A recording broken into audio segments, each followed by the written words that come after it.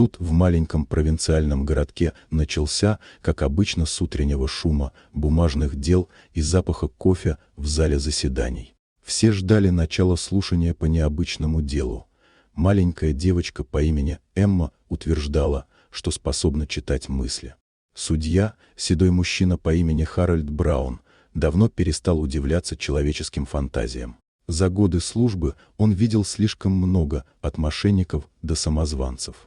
Когда ему доложили, что свидетель ребенок, утверждающий, будто знает, о чем думают другие, он даже усмехнулся. Казалось, это будет еще одно странное, быстрое дело, которое забудется до конца недели.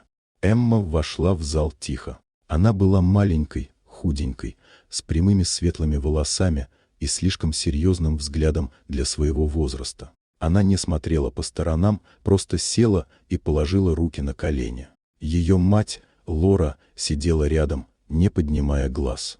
Когда девочку спросили, что она умеет, судья даже позволил себе легкую усмешку. Он уже видел в своей жизни и ясновидящих, и медиумов, и говорящих с духами. Ему это казалось глупой игрой, детской фантазией, подогретой вниманием взрослых. Но все изменилось, когда Эмма ровным голосом назвала дату — 3 ноября 1996 года и место — склад за станцией Уинчестер, а затем добавила: «Ты думал, что никто не узнает». Судья застыл. Его лицо помрачнело, улыбка исчезла так, будто ее никогда не было. Он резко откинулся назад, и тишина в зале стала почти ощутимой. Эту дату не знал никто ни в суде, ни среди окружающих. Тогда, почти 30 лет назад, он, будучи еще молодым юристом, оказался замешан в одной темной истории, которую удалось замять. Даже самые близкие не знали подробностей.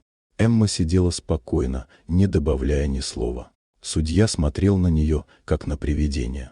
В его глазах больше не было иронии, только напряженность, тревога и слабый страх.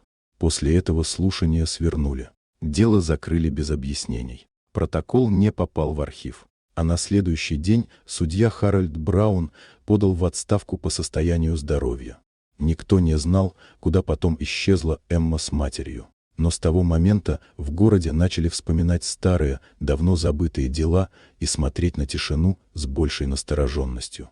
Дорогие друзья, если вам понравилось видео, поставьте лайк, а также подписывайтесь на канал, впереди еще много интересного.